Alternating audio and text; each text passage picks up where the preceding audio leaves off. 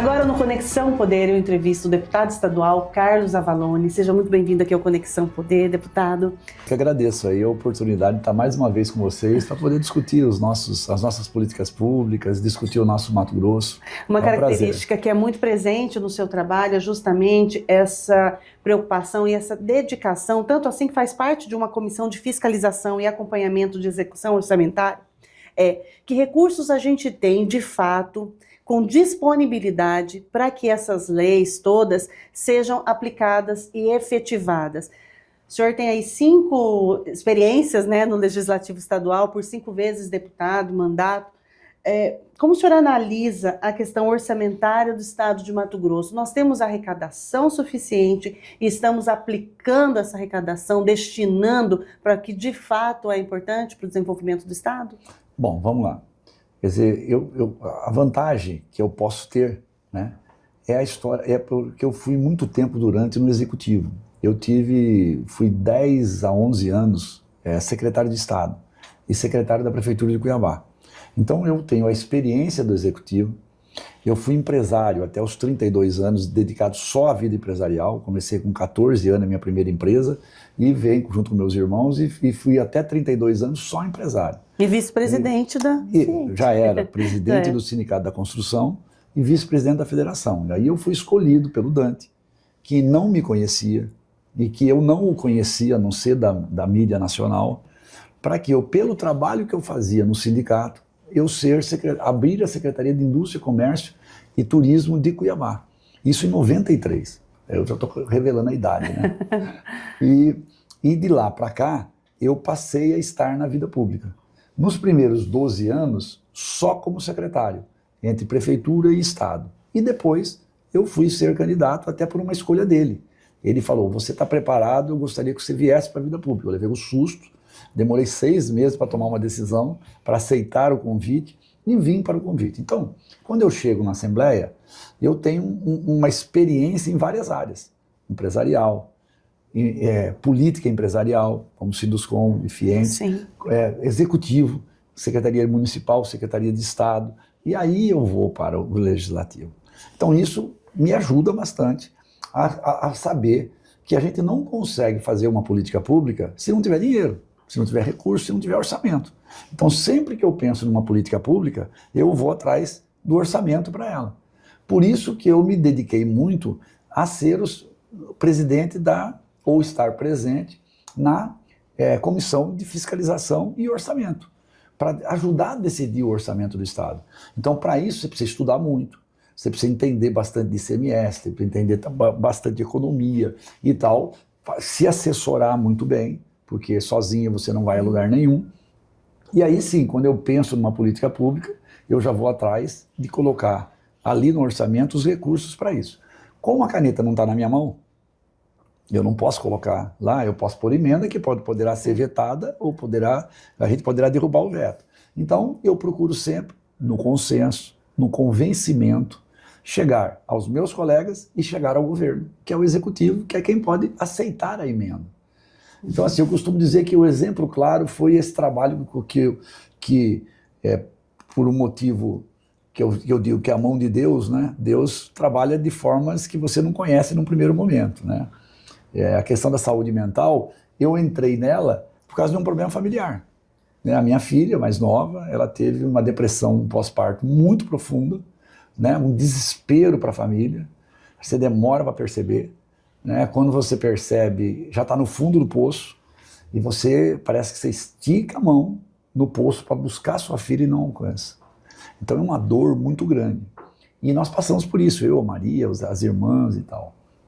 E quando a gente conseguiu superar isso, essa minha filha me procura, ela é blogueira, né? Ela tem um blog chamado Papo de Menina, e ela pôs o caso dela no blog. E ela tem 60 mil seguidores. E aí as pessoas começaram a falar, eu também. Ela me procura e fala assim, pai, vamos montar um programa social para atender essas pessoas? Eu falei, tudo bem, filha, eu monto, mas você cuida.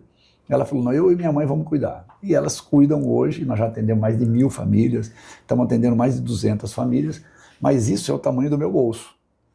certo? E eu estou tentando viabilizar dinheiro de outras formas para poder ajudar, para ampliar o projeto. Tem 4 psicólogas, psiquiatra, assistente social, está dentro de 2 salas minhas, está tudo bem. Aí eu monto isso na Assembleia, para tentar fazer uma política pública de saúde mental. Eu só era um pai, como todos os outros, só que com dinheiro para poder cuidar da minha filha. A maioria não tem o dinheiro, mas tem a filha e tem o filho. E tem certo? Tem o problema. problema. Então nós tínhamos que criar uma política pública para isso. E aí eu chamei a sociedade que entende do assunto, psicólogos, psiquiatras, universidades, estado, municípios. Formamos um grande grupo, faz 2 anos e meio que nós estamos nesse trabalho. E aí eu entro no início da nossa fala. Bom, vamos dimensionar quanto precisa para a gente dar os primeiros passos para que essa política pública de saúde mental chegue para a população que mais precisa. Fizemos isso no primeiro ano, chegamos a um valor de 88 milhões de reais que precisava para colocar no PPA, que é o plano plurianual por 4 anos, 22 milhões por ano, e eu fui ao governador. Aí todo mundo falava assim para mim, o governador gosta de fazer estrada, ponte, ele não gosta muito desse negócio social. Eu falava, talvez seja nós que não sabemos sensibilizá-lo. Eu conheço o Mauro há muitos anos, eu acho que ele não é esse cara frio que vocês estão falando. Vamos conversar com ele. Marquei uma audiência com ele, fui lá, chamei o Ministério Público, Dr. Milton, fantástico parceiro do Ministério Público na área de saúde, chamei a doutora Suzana, na época, a juíza, chamei o doutor Lebrinha, psiquiatra, que está há mais de 40 anos na área, e a professora Rosângela, que é o meu braço direito na área de formulação de políticas públicas, e apresentamos para o governador. Ana, impressionante. Nós ficamos lá 30 minutos apresentando os 88 milhões, onde que nós íamos colocar, o que precisava fazer, centros de atendimento, tudo repasse para os municípios e tal. Quando terminou, o governador falou assim, Avalone, faz a emenda de 88 milhões, está autorizado. Vamos trabalhar nisso. Qual que foi a reação? Você vê o que é a vida. O doutor Lebrinha, que está há mais de 45 anos nessa vida, lutando pela saúde mental, ele começou a chorar. Começou a escorrer lágrima dele. E ele falou, governador... Não conseguia acreditar, né? Ele falou, governador, o senhor não sabe quantas vidas o senhor está salvando. Então, assim, cria política pública. Faz a sensibilização de quem pode pôr o dinheiro.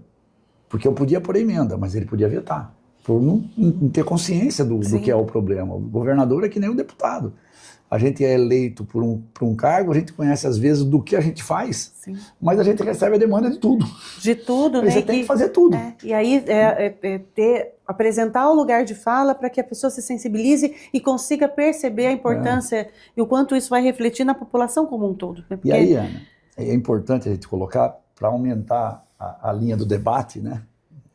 Porque, veja bem, e isso é uma coisa que está faltando no Brasil hoje. Né? As pessoas mais ponderadas, as pessoas mais de consenso, as pessoas mais que lutam para conseguir que as coisas aconteçam, elas perdem um pouco espaço para as pessoas que estão mais nos polos. Então, deputado, hoje chama atenção e tem like, curtida e espaço, quem vai para a polêmica cria antagonismos e discussões acaloradas. Quanto mais radical, mais espaço. Você vai ter mais inimigos e mais amigos. Só que, para o parlamentar, os inimigos não importam. Mas aquela quantidade de amigos ou que ficam curtindo você, seguidores, é suficiente para te eleger. Na prática, talvez você não precise fazer nada, desde que seja suficiente você defender uma bandeira. Então, para o PSDB, que é um partido de centro, é mais desafiador do que os partidos, por exemplo, PL e PT? Como todos que tiverem com essa bandeira de centro. Porque eu costumo dizer o seguinte, subir na tribuna e xingar e agredir, pode te dar voto. Agora, você fazer o consenso, nós somos 24 deputados. Para mim aprovar qualquer coisa, eu preciso do meu voto e mais 12, no mínimo. Às vezes você precisa da maioria, não só a maioria absoluta, mas 2/3 da Assembleia. Então, eu não posso ficar te xingando, porque você não vai votar em mim. Só de eu pensar numa ideia, você já é contra mim, certo? Então você tem que fazer o quê? Você tem que respeitar. Articular. Articular, mas respeito. Assim, o que mais está faltando no Brasil hoje? Respeito. Aquilo que sua mãe e seu pai te ensinaram, seus avós te ensinaram dentro de casa. Respeite o mais velho, respeite a criança, respeite o cara que está na rua, respeite. Hoje as pessoas não respeitam. Talvez seja as mídias sociais que facilitam a vida, porque você xinga sem olhar para a pessoa. Na nossa época não tinha jeito. Para você agredir uma pessoa, você tinha que olhar no olho dela para agredir ela. Hoje não. Você agride a pessoa sem nem ver ela. Você vai lá na mídia social, esculhamba, fala o que você quiser dela e depois passou. E, deputado, e se temos eleitos a partir desses extremismos, a sociedade, o senhor acha que ela vai conseguir perceber a tempo de ter uma mudança significativa nas urnas nas próximas eleições, já que estamos todos em bolhas? Assim, eu não sei se na próxima, certo? Porque é difícil você avaliar isso, o tempo que a sociedade percebe e chega num esgotamento, né? Mas eu acho que ela está caminhando para isso. Porque você imagina só, historicamente todo mundo disse que o PT tinha 30%, portanto, representando a esquerda mais radical. E agora todo mundo diz que o Bolsonaro tem, representando a direita, 30%. O meio tem 40%. Quem não é um e quem não é outro tem 40%. Só que não tem união e não tem um representante. Então, esses 40%, que são a maioria, não vão para o segundo turno das eleições. Os dois que têm a garantia de 30% é os que estão indo. E esses 40%, por não ter representante, se dividem. E vão uma parte para a direita e uma parte para a esquerda. E, portanto, decide um dos dois ganha a eleição. E muitas vezes vai para a direita ou para a esquerda por repelir o opositor e não por aderir à ideia de quem ele está votando. Muito mais pela repulsa do que a admiração. Do que pela admiração. Então, eu acho que isso está chegando num ponto de esgotamento, mas para que isso se junte, precisa de liderança. Quer dizer, é importante o líder. Por isso é importante o Lula, por isso é importante o Bolsonaro. Eles são líderes. Eles representam a ideia deles. Eles têm o seu mérito muito grande, porque eles conseguem pôr para fora. Eu não vejo que eles, embora eu não concorde com nenhum dos dois, eu não vejo que eles falam o que eles não pensam. Eles falam o que eles pensam, e eu sei respeitar isso. Porque o meu problema maior, e eu acho que tem que ser da sociedade, é aqueles que, para chegar ao poder, falam o que é necessário para chegar lá. Aqueles que falam o que eles pensam, a sociedade é que tem que decidir. Você chega lá, e aí você faz o que você prometeu. O problema, então, seria o político de ocasião. Neste momento é mais interessante, aqui no estado de Mato Grosso, me posicionar desse jeito. E nós temos muitos que fazem isso, que logicamente eu não vou citar nome nenhum, que se utilizam do oportunismo. Quer dizer assim, olha, aqui está a tendência aqui. Por exemplo, aqui hoje, sem dúvida, Mato Grosso tem mais de 65% eu não falo nem que é de direita, é de bolsonaristas. Assim, é muito forte. E essa eleição última provou isso. 5 grandes cidades em Mato Grosso estavam perdendo a eleição à direita, os apoiados pelo Bolsonaro, e nos últimos 15 dias viraram a eleição. Cuiabá, Várzea Grande, Rondonópolis, Primavera. Eles viraram a eleição em 15 dias. Mas o senhor concorda que Cuiabá foi uma surpresa, o Lúdio? Não, teve o Lúdio, eu digo assim, por ter muito voto, porque nós tínhamos um cenário do Botelho. Sim. E aí no segundo turno a gente meio que deu um cenário estremecido também, de opostos. Mas, embora a direita tenha prevalecido. Você vê como a direita, que o bolsonarismo principalmente aqui, é muito forte. Então, tem muita gente utilizando disso, deputado, na sua opinião, e sem ser de fato bolsonarista? Olha, eu sou um PSDB convicto, certo? Raiz. Porque para mim o meu grande ídolo na política é Dante de Oliveira. Meu primeiro chefe. Então, tive a honra, para quem está nos assistindo, e quem não conhece a história de Dante, tem que conhecer, de ter o pai das diretas já como meu primeiro chefe. O Dante, que, como você conheceu, fica mais fácil para falar, porque hoje o Dante, agora nesse ano que vem, comemora não, a gente vai ter 20 anos da morte dele. É muito tempo. Parece que foi ontem. Para mim, que depois que eu conheci, me tornei amigo dele nos últimos 12 anos da vida dele, parece que foi ontem a morte dele, sabe? Mas ele era um estadista. Eu não vi outro estadista depois dele. Eu não convivi com nenhum outro estadista depois dele.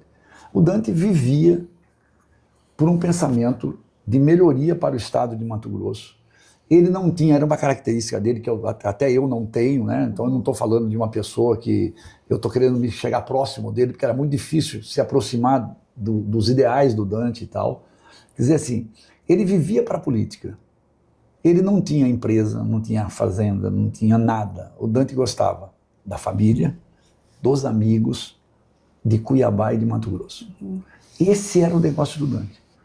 Quer dizer assim, então ele só vivia para isso. E ele fazia as coisas como um estadista, ele pensava no melhor para Cuiabá e para Mato Grosso. Então você ficava perto dele, você falava assim, cara, pô, que cara diferente. Muito humano. Ele era uma humildade, pensando nas coisas, humanista. Sabia voltar atrás, sabia escutar e fazia do jeito que ele entendia que estava certo. Ele escutava você, escutava eu, escutava o outro e depois pegava um pouco de cada um e tinha essa capacidade. Então trabalhar com o Dante era muito bom. Sabe, ele te ouvia, você falava com ele como se estivesse falando com, sabe, e ele ouvia, depois ele fazia, e depois você falava, eu não concordei, mas tudo bem, mas ele me ouviu, sabe, então assim, ele tinha características muito fortes, então assim, nós até nos perdemos. Nós do PSDB, falando... né, é que você é convicto no PSDB, até porque... A origem foi muito firme, foi muito forte e tal, então assim, hoje a gente precisa, na realidade, ter uma liderança forte, que possa mostrar que esse centro porque hoje você vê muita gente que está dizendo que a direita, na extrema, eram do PSDB. Não tem tanta gente que era do PT. A maioria era do PSDB, hoje que está no PL.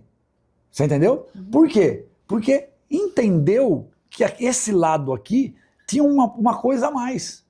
E essa coisa a mais é que eu não consigo identificar. Você está entendendo? Mas entre aqui, que é aquilo que você falou do extremo, preferiram tender para o lado de cá, principalmente em Mato Grosso. Acho que Mato Grosso, Santa Catarina, são os estados mais bolsonaristas que nós temos, sabe? Então, assim, eu acho que ela está havendo uma mudança, mas ela vai ser, e tem muita gente se aproveitando disso. Que... Bom, então aqui o lado é mais de direita, eu vou fazer um discurso mais forte de direita por causa do resultado eleitoral que eu vou ter. Faz uma pesquisa, aponta os caminhos da narrativa. Não precisa nem fazer, né? Aqui em Mato Grosso, realmente, você não precisa nem fazer pesquisa. Você sente isso conversando em qualquer lugar que você vai. Você percebe claramente isso. Mudou um pouco, mas ainda muito pouco em relação às últimas eleições. Então, assim... O senhor acha que esse movimento ainda está muito forte ou está perdendo essa questão do bolsonarismo? Da direita aqui em Mato Grosso ainda é muito forte. Eu acredito que é muito forte. E aí, o senhor dizendo, fala você, senhor, né? Você, vontade, até pela... Trabalhamos juntos, né? Pois é. O PSDB em Mato Grosso, ele está tendo um esvaziamento por conta disso, deputado? Olha, assim, a política do Brasil tem outra característica, que é muito...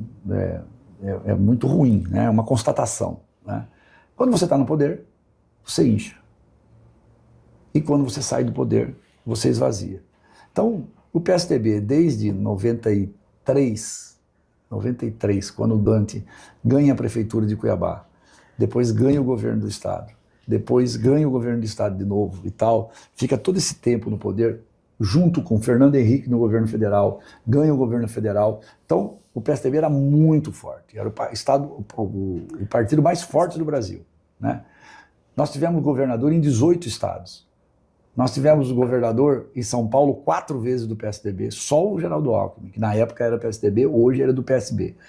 Nós tivemos lá, por exemplo, lá no Maranhão, com a filha do Sarney, nós tivemos 3 mandatos com ela. Com Marconi Perillo, em Goiás, 4 mandatos do PSDB. Então, assim, era uma força muito grande. E era o adversário do PT. Naquele momento era PSDB e PT. Faltava espaço para os outros. Então, quem era mais de direita... que um dia Alckmin e Lula estariam juntos? Estariam juntos. E, assim, embora muita gente não entenda, eu consigo entender o Alckmin, embora não goste do que ele fez. Mas eu consigo entendê-lo. Porque pessoas como Fernando Henrique, como as pessoas que participaram da época da ditadura, que viveram a ditadura, muitos deles, o Serra, foi exilado, casou com uma chilena porque teve que morar no Chile, o primeiro filho nasceu no Chile, que viveram fora do Brasil, que precisaram de uma anistia para voltar, para poder estar aqui no Brasil. Como que essas pessoas podem votar em alguém que defende a ditadura. Não tem como, é uma questão interna, sabe? Então dá para entender isso, eu consigo entender, porque quando você polariza, ou você é esse ou você é aquele. Embora eu não concorde, eu entendo a posição dele. Ele acha que o Lula, apesar dos defeitos que ele sempre pôs no Lula, que ele sempre reconheceu no Lula, ele achava que o Lula era melhor que o Bolsonaro. Porque para ele, a ditadura é a pior dos mundos. Então, assim, essa capacidade de você fazer o entendimento é que é importante. E o mérito do Lula é o Lula buscar esse entendimento. Exatamente. Ele percebe... Identificar as lacunas ali que ele pode estar chegando e trazendo para perto. Assim, o Brasil está precisando sair um pouco dessa polarização, que não está sendo bom para o Brasil, e vir mais ao centro, desde que apareça alguém que consiga unir todo mundo. E outro erro que a gente comete... Então, porque o senhor estava dizendo que houve um momento que o PSDB era o partido mais forte do país, com reflexo também em Mato Grosso. Aí ele perdeu aqui. A gente perde aqui. Perdeu aqui. Aí passou um pouco, nós ganhamos de novo com o Pedro Táxi. Aliás, Pedro Táxi elegeu pelo PDT e depois veio para o PSDB. Aí o partido encheu de novo. Aí nós tínhamos 44 prefeitos, aí a gente tinha não sei quantos deputados, aí a gente tinha blá blá blá. Aí perde de novo. Então, assim, a gente depende da vitória eleitoral. Então, hoje está sendo desafiador. Não, muito, lógico, tem muito desafio. Chega nessa época da eleição, todo mundo pergunta assim, Avalon, você vai para que partido? Você não vai eleger no PSDB. Aí eu digo, e aí? Eu não vou para outro partido, eu vou construir no PSDB. É fácil? Não, é difícil. Mas na política nada é fácil. Você vai ter dificuldade em qualquer lugar. Então, eu estou num trabalho duro de construir dentro do PSDB a nossa chapa de estadual, a tentativa da chapa de federal, e a gente se consolidar para quando chegar esse momento da mudança que sempre vem. Né? Pode demorar um pouco mais ou um pouco menos, mas a sociedade acaba entendendo, e aí nós estamos preparados para colocar um nome que possa significar e juntar essas diferenças para a gente novamente voltar a coordenar, a comandar o poder e o comando político no estado de Mato Grosso e em Cuiabá, principalmente, que nós estamos por aqui. E, deputado, existe uma possibilidade de junção, de federação, de união? Nós fizemos com a Cidadania, que ainda estamos, né? Vai até março do ano que vem. Tentamos uma que chegou muito próximo com o Podemos, mas depois houve um esvaziamento e parece que a decisão agora é, nesta eleição, a gente ficar sozinho, só o PSDB, fazer um trabalho forte para a eleição de deputados federais, que representa fundo partidário, recurso para investimento nas campanhas e tal, e a gente sair de 13, 14 deputados que nós temos hoje federais, chegar a 25 pelo menos federais, nós temos hoje 3 senadores, a gente melhorar um pouco a posição no Senado e aí retomar o crescimento. Isso parece que é a decisão da Nacional. Né? E aqui no Estado, nós vamos tentar montar uma chapa para tentar eleger 3 deputados estaduais, se a gente conseguir uma chapa de federal. Se não conseguir, nós vamos centrar as forças aqui na Câmara, na Assembleia Legislativa. O senhor é pré-candidato? Sou pré-candidato, mais uma vez a deputado estadual. E recentemente nós tivemos aqui a deputada Sheila, né? O senhor se afastou, né, por conta, assumindo a frente, não foi isso? Isso. E aí ela esteve aqui conosco em entrevista, o elogiou muito, até pela generosidade de estar ao lado dela nos momentos desafiadores, e ela falou muito bem do PSDB como um partido que abre espaços de fato para mulheres, para que a mulher possa se colocar e sem ser aquela fake news. Uhum. Olha só, primeiro, eu agradeço muito a Sheila pelas palavras, a meu respeito e tal. Mas para você ver como são as coisas, né? Isso é um compromisso feito em campanha. E quando a gente cumpre o compromisso, as pessoas ficam gratas. É um compromisso cumprido, sabe? É que a maioria faz o compromisso e depois não cumpre, sabe? E eu não, eu tenho dificuldade para fazer um compromisso. Você vem para mim e fala, olha, eu tenho dificuldade para pensar. Hoje em dia, depois dos 60 anos de idade, eu não decido mais nada antes de 24, 48 horas. Você pode falar o que você quiser para mim, eu falo, daqui 24 horas ou 48 horas eu te respondo. Por quê? Porque eu cumpro. Então eu não quero fazer compromisso para não cumprir. E eu falei que eu ia fazer o rodízio, na chapa, porque todo mundo acreditava que eu ia ganhar. Então o cara falava assim, por que eu vou ajudar o Avalone, vou ser uma escada para o Avalone? Porque depois vai ser que nem todos os partidos, não dá espaço e tal, e tal. E eu falei, não, aqui nós vamos fazer rodízio, nós vamos tal. Sabe, até o sexto suplente assumiu. Então, o segundo suplente, o primeiro assumiu, o segundo, o terceiro, o quarto e o sexto. O quinto não quis assumir, que é de Rondonópolis, porque é secretário lá. Então tinha que sair da secretaria, não quis assumir. Até o sexto. O sexto teve 2.800 votos. Assumiu como deputado. A Sheila é a quarta suplente. Sim. Mas é mulher. Era a primeira mulher. Pô, nós temos que valorizar as mulheres. É muito fácil falar na tribuna que as mulheres precisam de oportunidade. Mas na hora que você pode dar oportunidade, ninguém dá. Dificulta a oportunidade para a mulher. Primeiro, porque vocês são muito competentes. Na maioria, mais competente que os homens, diga-se de passagem. E hoje eu tenho uma fala muito firme ao dizer o seguinte: hoje as mulheres não têm que ter os mesmos direitos dos homens. As mulheres têm que ter mais direito que os homens. Porque é impressionante que quem cuida é a mulher. Olha, eu estudando essa questão, por exemplo, da saúde mental. O senhor é pai de meninas, né? Sou também pai de meninas. Eu sou comandado por mulheres. Acho que está dando certo alguma coisa na minha vida por causa das mulheres. Mas assim, tirando esse lado, que é forte em mim, né? É a representatividade das mulheres, não só a Maria Valone, que é uma mulher muito forte. Sim, deixou o convite aqui para a vereadora estar comigo também em entrevista. É um papo gostoso com ela. E eu tenho minha mãe, com 97 anos, né? Eu tomo café da manhã com ela todos os dias. O nosso editor citou essa cena com a sua mãe. E porque é maravilhoso, você imagina você poder ter a oportunidade de ter uma mãe com 97 anos. Né? Então Deus me é muito, eu sou muito grato. Né? E segundo, ela mora no mesmo prédio que eu. Eu saio do 8º andar, vou para o 1º andar, tomo café da manhã com ela, ela puxa a minha orelha quase todo dia. Não gostei. Não foi assim que eu te ensinei. Lúcida. Lúcida. Ela joga baralho todo dia à noite. 5 vezes por semana, no mínimo. Aí eu falo para ela, mas mãe, você está jogando baralho, está jogando apostado, mãe. Ela fala assim, filho, é isso que dá adrenalina. Sem apostar, não dá adrenalina. Mas ela é maravilhosa. Tirando isso, aos 95 anos, foi a época até da pandemia, ela sofreu muito por causa do isolamento, né? E acabou, depois, a família escolhendo que eu era a pessoa que ia ficar mais próximo dela, tomando todos os cuidados. Até o próprio médico falou isso. E aí eu falei, mãe, vamos fazer um livro, que era até uma ideia de uma prima minha, a Olivia Helena.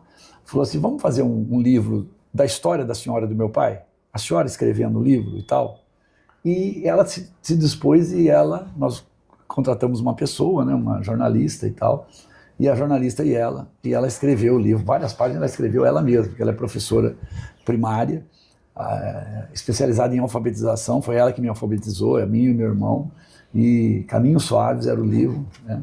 E ela escreveu o livro da vida da nossa família, né?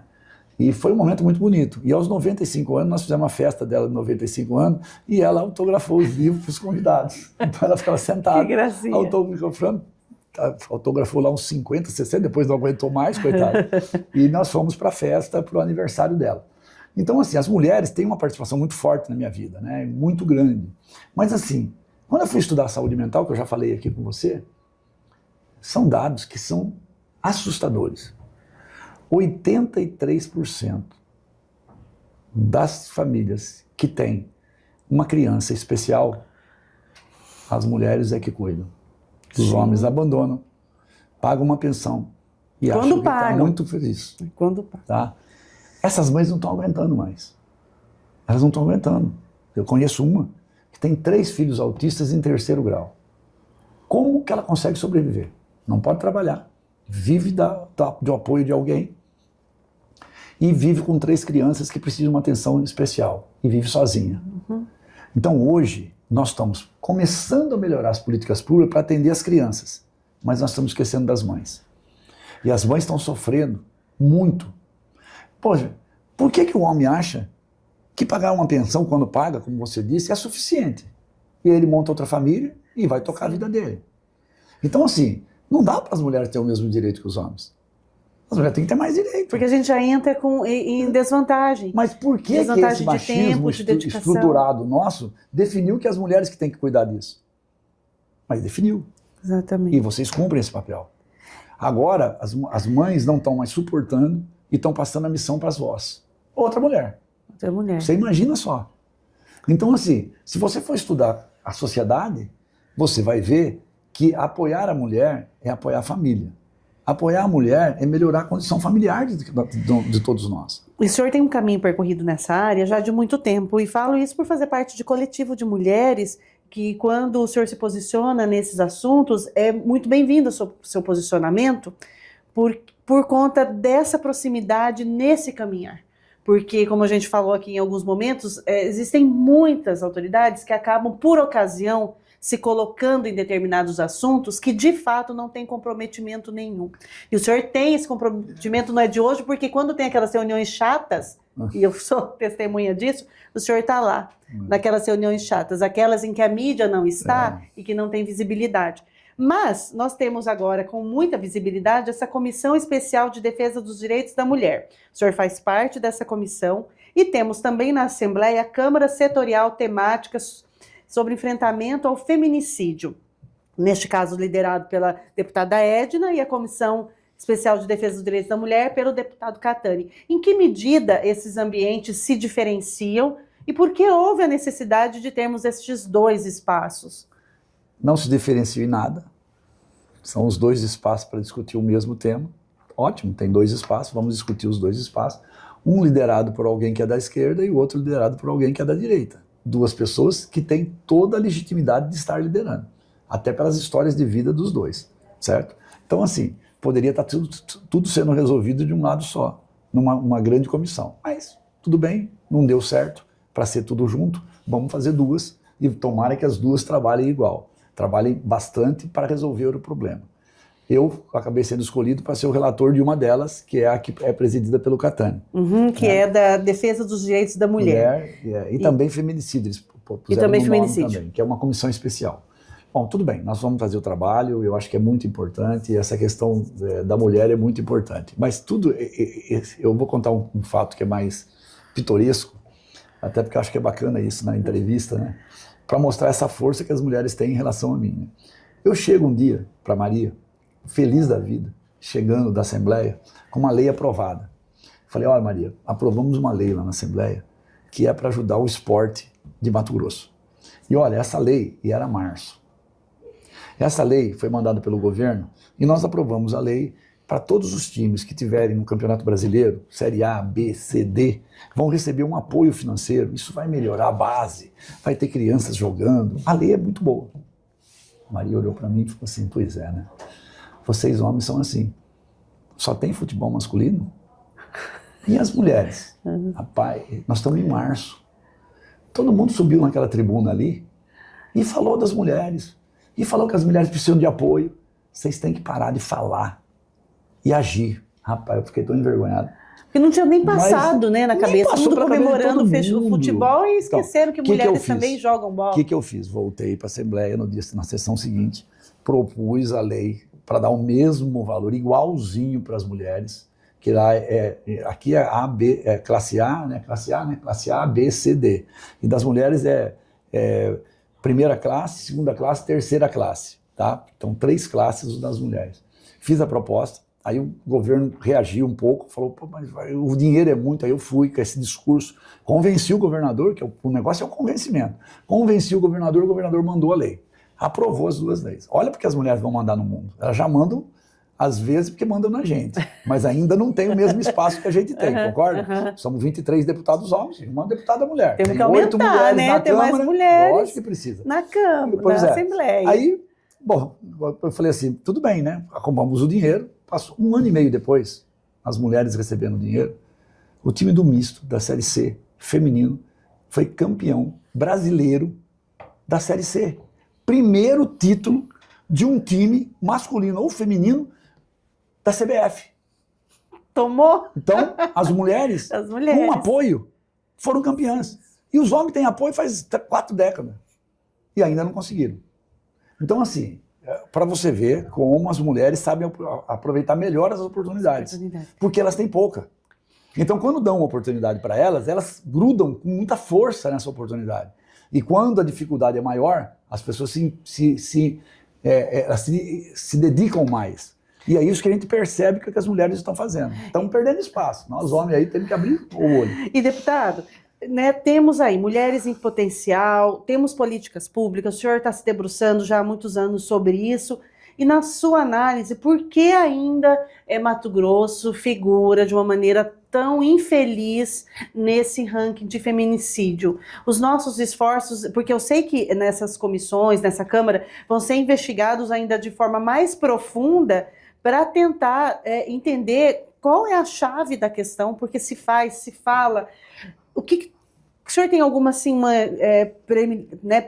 preliminarmente, uma intuição sobre isso? O que essa Câmara ou a comissão, embora o senhor seja na comissão, mas é um trabalho integrado, né? Acaba que são todos os pares ao final envolvidos, do que nós vamos chegar?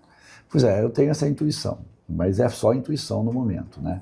Porque, na realidade, isso é uma vergonha muito grande, né? Eu, como homem, então, eu fico envergonhado, porque Mato Grosso é campeão em feminicídio.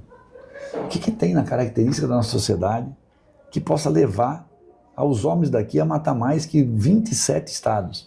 Eu não consigo entender. Juro que não. Eu não vejo naturalmente nenhuma coisa que seja. E nesse momento, como nós estamos num ano pré-eleitoral, essa discussão vira muito política. Então, as pessoas querem achar culpados, em vez de se concentrar na solução, certo? O que eu estou tentando fazer é tirar essa questão política da jogada. Política partidária. Partidária, política ideológica, para a gente ir diretamente na questão. Então, o que eu tenho falado? Tenho falado, olha, primeiro, eu pedi o ranking ao contrário. Não de quem é o mais violento, mas de quem é o menos violento. Tá? Aí eu descobri que em terceiro lugar, dos menos violentos, está o Ceará. Por que o Ceará? Logo em seguida vem São Paulo, que é a maior população. Por que São Paulo? Bom, essa pergunta nós podemos fazer para as pessoas que estão no Ceará. E o menos? Vira aqui, Amapá. Tá? Mas lá é muito pequeno, fica difícil para você identificar, né? Com mais população fica mais fácil você concentrar. Então vamos trazer pessoas que estão na área pública lá para vir aqui falar um pouco do que está sendo feito no Ceará. Mas o que você lembra quando eu falo do Ceará? Educação. O Ceará hoje é dos estados que tem a melhor educação do Brasil. E qual que é o outro? No mesmo nível do Ceará? São Paulo. Então, transformação só se faz pela educação. Não tem outra forma de você transformar uma sociedade. É educação. Educação, isso eu aprendi com o nosso amigo Dante de Oliveira. Ele só falava isso, educação, educação, educação, educação. Então, assim, nós não vamos resolver o problema da violência se nós não entrarmos nas escolas. A mesma criança que entra na frente da mãe para evitar que o pai bata, e que às vezes apanha, e às vezes leva um tiro, às vezes leva uma facada, é a criança que 20 anos depois, 15 anos depois, casa e mata a mulher ou bate na mulher. Então, se a gente não mudar isso, nós não vamos mudar. Talvez esse não seja o único problema, mas esse é um problema grave. Então, enquanto a gente estiver centrado na segurança pública, na penalização, depois que a coisa já aconteceu, nós não vamos resolver o problema. Mas ela é importante. Não há dúvida que a lei feita pela senadora Margareth Busetti foi muito importante. Aumentar para 40 anos o crime de feminicídio. No mínimo 25 anos preso. Perfeito, certo? Mas ele coloca ele de novo a solto para repetir esse crime, né? Exatamente. Mas não evita próximos. Não. Então, assim, ir para dentro da escola. Eu já fiz 3 reuniões antes das comissões. Por quê? Eu já estava... Desde esse momento que a Maria deu aquela bronca em mim, né, e que eu fui lá corrigir a besteira que tinha feito, eu passei a olhar essa questão da mulher com mais propriedade. Vamos sair do discurso e vamos para a prática. Naquele dia ela falou assim para mim, a Maria. Ela falou assim, a mulher, você tem que pôr dinheiro nas mulheres. Eu até segurei no meu carteira, assim, brincando, né? Porque na realidade ela falou, tem que pôr orçamento. Orçamento. Orçamento, porque você falou de mulher? casa. Exatamente. Então aí eu criei o orçamento mulher. Para isso eu trouxe a ONU aqui, para isso eu trouxe o Senado Federal, para isso eu trouxe quem entendia do assunto. Montamos o Orçamento Mulher, hoje ele existe, que é para quê? Para mostrar para as mulheres, elas têm que se enxergar dentro do orçamento. Vamos ver o que tem aqui para as mulheres. Porque quando a gente fala mulher, a gente está falando da família. Eu já falei lá atrás do acolhimento, de quem cuida. Então, você cuida da criança, cuidando da mulher, você cuida dos idosos, cuidando da mulher. Qual o valor que hoje está? Pois é. O Estado fez um relatório e mandou para mim que gasta com as mulheres em torno de 5 bilhões.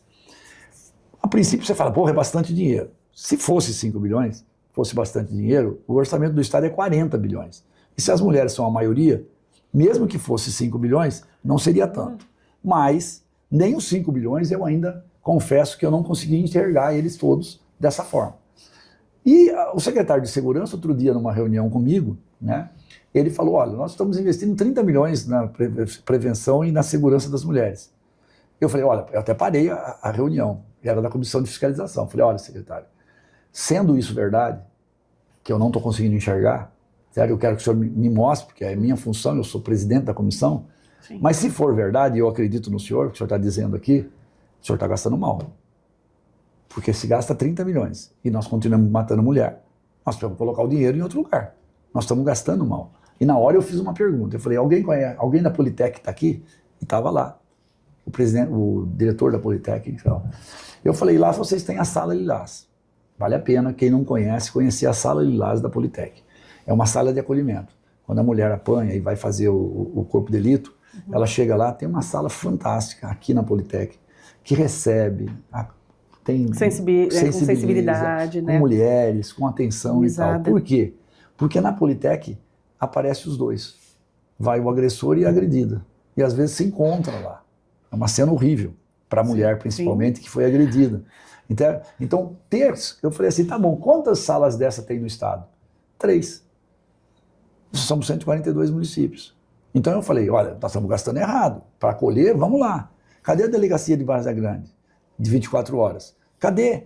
Sabe? A opinião do senhor em relação à delegacia 24 horas? Nós tivemos a fala do governador, né, dizendo que nesse momento não seria possível essa implementação. Aí vem a politização. É isso que eu falei. Por isso que eu tento tirar a politização. Lógico que uma delegacia 24 horas na Várzea Grande é importante. Como é em Sinop, como é nos grandes centros. Seria importante em todos os lugares. Não dá para ter em todos os lugares. Porque é uma estrutura forte. Mas lógico que na Várzea Grande tem que ter. Aí, se não pode ter agora, vamos programar ela para ter, sabe? Então, assim, no orçamento deste ano, né, a mesa diretora e os 24 deputados já decidiram que esses 30 milhões que foi falado lá, nós vamos colocar os 30 milhões em ações que nós entendemos, ouvindo a sociedade, que é importante para as mulheres. Se o governador quiser vetar, tudo bem, mas não acredito que ele vai vetar. E nós vamos colocar isso para mostrar ações efetivas, para que a gente possa fazer. E não é só na segurança, mas sim na educação. A Lírios, não sei se você já ouviu falar. Conheço, a gente tinha parceria com a Várzea Grande, a Secretaria de Assistência com a Lírios. 10 anos, mais ou menos, que a Lírios está fazendo esse trabalho lá na Várzea Grande. Incrível, importantíssimo. Incrível. Bom, aonde que ela trabalha? Na escola. Em rede. Sim. Ministério Público, Secretaria de Ação Social, que você já teve lá, na educação, Defensoria Pública, Ministério Público, tudo junto. Reúne na escola, onde estão as crianças, que você vai mudar o conceito dela, põe todo mundo para conversar, chama pais, mães, chama os funcionários da escola, os servidores, professores, traz todas as autoridades e conversa com todo mundo. Teve um ano que Várzea Grande não teve um feminicídio. Nenhum feminicídio. Em todos os índices de violência, sempre Várzea Grande está maior que Cuiabá. Mas no feminicídio, normalmente Várzea Grande é menor que Cuiabá. É. Por quê? Por ações que nem essa. Ações em rede. A rede funciona em Várzea Grande. Tem muita gente fazendo muita coisa, mas falta coordenação. Então essas comissões, tanto uma como outra, têm a missão de coordenar. A gente trazer as boas informações, aí a gente põe no orçamento, aí é a missão nossa lá na comissão, e a gente faz funcionar. As 3 reuniões que eu fiz na Secretaria de Saúde, de Educação, foi nesse sentido antes de ter as comissões e de ter tudo. Quando eu criei o Orçamento Mulher. Eu já falei, tentei convencer todo mundo que o problema estava na educação. Ou, não está na educação, está em a gente usar a educação para resolver o problema. Então, o Orçamento Mulher para o próximo ano é de qual valor, deputado? Não Orçamento Mulher. Para a defesa e segurança da mulher, nós queremos colocar 30 milhões. 30 milhões para a defesa e segurança da mulher. Aí tem a parte de saúde, tem a parte de uma série de outras coisas. Porque tem os recursos em diversas secretarias e quando a gente soma tudo, o valor é muito maior do que os 30 milhões. Muito maior que os 30 milhões. E aí agora é essa dedicação dos parlamentares em se aproximar ainda mais no desdobramento dessas políticas públicas. Vou dar uma explicação, eu não sei como está nosso tempo aí. Daqui a pouco nós vamos terminar, mas é porque o papo é bom e a gente vai continuando. Por exemplo, eu tenho um outro ponto que eu trabalho muito, é a questão do meio ambiente, porque eu sou presidente também da Comissão de Meio Ambiente da Assembleia. E eu sou muito apaixonado pelo Pantanal, né? Pela questão ambiental, mas pelo Pantanal mais ainda, porque eu morei em Poconé durante 1 ano e meio, quando eu tinha 11 anos de idade. Meu pai era juiz lá, e eu morei lá em Poconé. Então eu aprendi tudo nessa parte ambiental com os pantaneiros, com as pessoas e tal. Então, assim, eu convivi muito com os incêndios florestais de 2020 e 2021. Me assustei muito, me apavorei muito. Eu fui para dentro dos incêndios junto com o Corpo de Bombeiro, eu desci de helicóptero, eu fui conhecer o fogo subterrâneo, eu fui ver o que estava acontecendo e tal. E o que melhorou muito esse ano? Depois de 4 anos, nós assumimos a coordenação, a Assembleia. Eu me reúno lá todo mês com todas as equipes do Bombeiro, Defesa Civil, SEMA, todo mundo. Põe todo mundo na IBAMA, senta todo mundo. E nós discutimos os incêndios. Já em 2024, foi mais quente e mais seco do que 2020 e 2021. Mas queimou a metade, porque nós nos preparamos melhor. Esse ano, você sabe quanto que foi a redução de incêndios no Pantanal? Você quer tentar chutar uma porcentagem? Chuta alto. Não tem nem 94%. De redução? Redução dos incêndios no Pantanal. E você sabe quanto foi a redução no estado? 80%. Então, assim, é só isso? Não. São Pedro ajudou. Nós tivemos um ano menos seco. Mas nós tivemos uma prevenção muito forte. A nosso pedido foi montada uma sala de situação em Poconé, dentro do Sindicato Rural. Uma tela imensa do tamanho dessa parede aqui. Todo incêndio que começa no Pantanal, o bombeiro vê na hora, já liga para o corpo de bombeiro, o corpo de bombeiro já se articulou. Por que eu estou falando disso? Para vir para falar em rede e para falar da educação. O que o corpo de bombeiro fez de diferente dos outros anos, do ano passado para cá? Ele desenvolveu um trabalho junto com a Secretaria de Educação de conscientização dos professores, tipo uma extensão, para conscientizar, para falar dos incêndios florestais e do meio ambiente em todas as matérias. Em todas as matérias. A gente permear o meio ambiente em todas as matérias, com os exemplos, mostrando para as crianças a importância do animal, a importância das águas, a importância do Pantanal, dos biomas e tal. E ele fez uma rede no estado com 1.400 parceiros do Corpo de Bombeiro que falaram assim, olha, eu tenho aqui um caminhão-pipa, eu tenho aqui uma patrulha, uma patrol, e eu estou colocando à disposição do bombeiro. Meu telefone é esse, ligue para mim. Então o bombeiro lá faz assim, está tendo um fogo lá num lugar distante onde não tem corpo de bombeiro. Ele tem o sistema, ele identifica o fogo, ele liga para este parceiro e fala, você consegue ir lá dar o primeiro combate? Eu estou chegando aí, mas eu vou demorar 2 horas. E aí depois de 2 horas ninguém segura mais incêndio, principalmente no Pantanal. Aí o cara vai e depois vai o bombeiro. E tem sabe quantos? Tem 50 aviões à disposição de parceiros que não tem compromisso nenhum, não é uma obrigação. Não tem nada. Se ele não tiver disponibilidade do momento, ele não vai ter responsabilização nenhuma. São parceiros para ajudar. Isso o setor industrial, o setor de comércio, o setor da produção, todos envolvidos. Isso é trabalho em rede. Segurança das mulheres é a mesma coisa. É o vizinho atento ao vizinho que está apanhando, que a mulher está apanhando. É nós na escola, é nós nos hospitais. É uma rede que nós temos que formar para entender que nós não podemos passar essa vergonha de ser o estado que mais mata a mulher. Não tem nada que possa explicar isso. Não tem nada. Mas tem aonde podemos mudar. A transformação através da educação. Deputado, indo para o final da nossa entrevista, só para a gente amarrar alguns assuntos aqui, em relação às emendas. Esse diálogo com o governo, o senhor esteve recentemente na Casa Civil, as emendas estão sendo liberadas, as individuais, como que está esse processo? Nós temos ainda dinheiro aí para ser destinado, sem indicação? Pois é. Então vamos lá. Fala em emenda, está todo mundo alerta. Primeiro porque a emenda tem uma visão da sociedade, por culpa dos próprios parlamentares, mais os federais do que os estaduais, de ser uma coisa perniciosa. Emenda parlamentar, esse negócio aí é coisa para ganhar dinheiro, é coisa tal. Então isso é muito ruim. Criaram a emenda PIX lá no Congresso Nacional, passa o dinheiro sem fiscalização, vai direto para a conta da prefeitura e tal. Mato Grosso não tem isso. Nós não temos emenda PIX. Aqui é tudo transparente.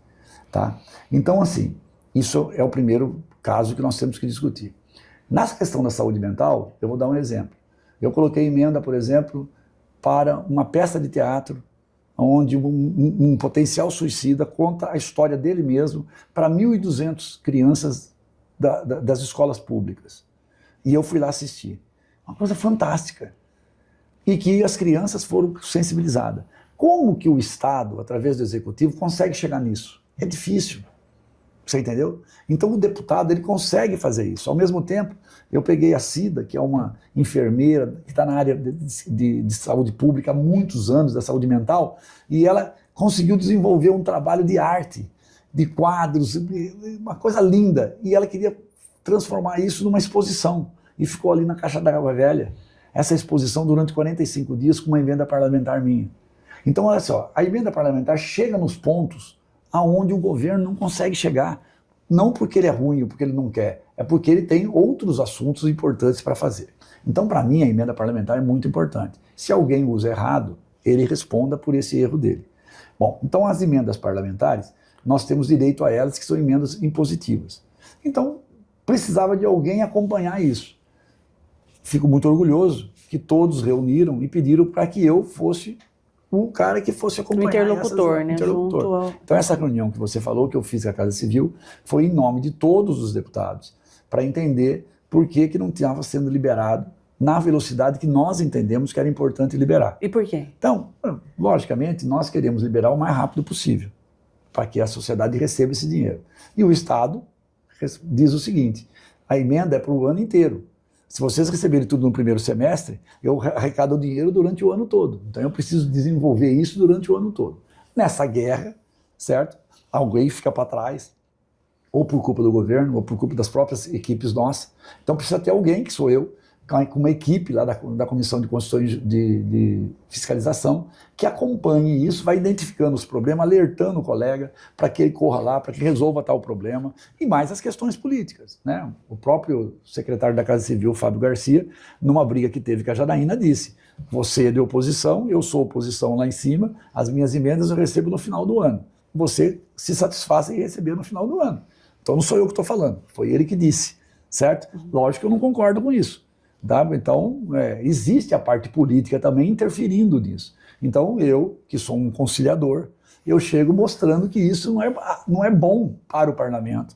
Não é bom esse tipo de guerra, porque nós estamos penalizando, não é o parlamentar, nós estamos penalizando a população.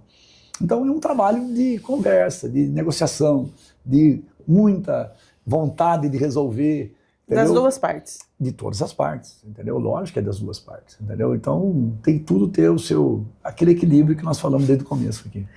Deputado, quero agradecer demais a sua presença aqui no Conexão Poder. A gente tem muito assunto, né, para falar, ainda tem outros, mas a gente fica para uma próxima oportunidade.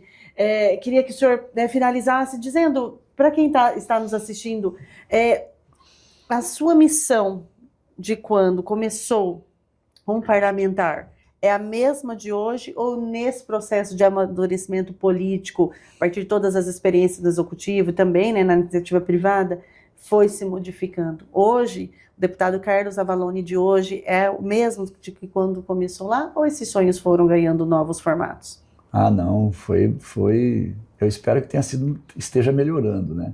Mas a palavra correta é um aperfeiçoamento pela experiência, né? Pelo entendimento, pelo conhecimento maior, conforme você vai estando disposto a receber mais conhecimentos, a se assessorar melhor, a ter pessoas muito próximas de você te ajudando. E quando você não radicaliza muito, você tem muita gente te ajudando. Elas não têm problema em te passar informação. Né? Eu sou uma pessoa que recebo muito de todo mundo. As pessoas, você citou aqui alguns exemplos, né? Quando eu chego, a pessoa fala, bom, é importante, o Avalone vem, ele ouve, ele está aqui escutando. Então, como eu estou ouvindo, eu consigo receber mais informação e melhorar mais, né? Porque quando a gente fala, né, é ruim, porque você só fala da sua experiência. Quando você ouve, você recebe a experiência de todo mundo. E o senhor, o senhor recebe esse apontamento que o senhor é o grande nome do PSDB com tranquilidade, com conforto? Porque hoje o senhor é o grande nome do PSDB do Estado de Mato Grosso. Isso. Com o mandato de deputado estadual, eu sou o único. Então, assim, eu fico chateado, porque eu queria que fossem muito mais, que a gente tivesse conseguido isso, né? Mas, assim, hoje nós temos, eu como deputado estadual, nós temos em torno de 80 vereadores, tem uma vereadora Maria Valone aqui em Cuiabá fazendo um belíssimo trabalho e tal. E nós temos dentro, Várzea Grande, o Rogerinho. Lá, então, assim, o que eu percebo é que o PSDB tem bons nomes e grandes nomes. O que precisa é ter vontade de disputar a eleição majoritária. Este é o grande problema. Porque se o Dante falava isso. Dante falava assim, se você não disputar a eleição majoritária como partido, você vai diminuir. Você tem que disputar, ganhe ou perca. Não tem problema perder. Porque às vezes uma derrota é uma vitória. E às vezes uma vitória é uma derrota. Se você faz uma campanha ética, decente, você perde, mas você acumula um capital. Agora, se você faz uma campanha mentirosa, se você engana a população, você ganha e depois se desmoraliza. Então você pode perder sendo ético e ganhar a próxima. É muito melhor do que você ganhar a primeira falando o que às vezes parece que o povo quer ouvir e depois não conseguindo cumprir nada. Então, você a vida política é um caminho longo, é uma estrada comprida. Que você não está. O meu grande mérito é que as pessoas dizem, no Avalone eu posso confiar. No Avalone eu posso confiar. Então a credibilidade é fundamental. Você não pode perder a credibilidade. Você pode perder a eleição com credibilidade. Agora você não pode perder a credibilidade, porque aí depois o seu capital político vai embora. Então eu não tenho problema de a gente estar num número menor, mas que eu tenho certeza que ele vai crescer com certeza absoluta nas próximas eleições. Deputado Carlos Avalone, meu entrevistado de hoje. Compartilhe essa matéria e até a próxima entrevista.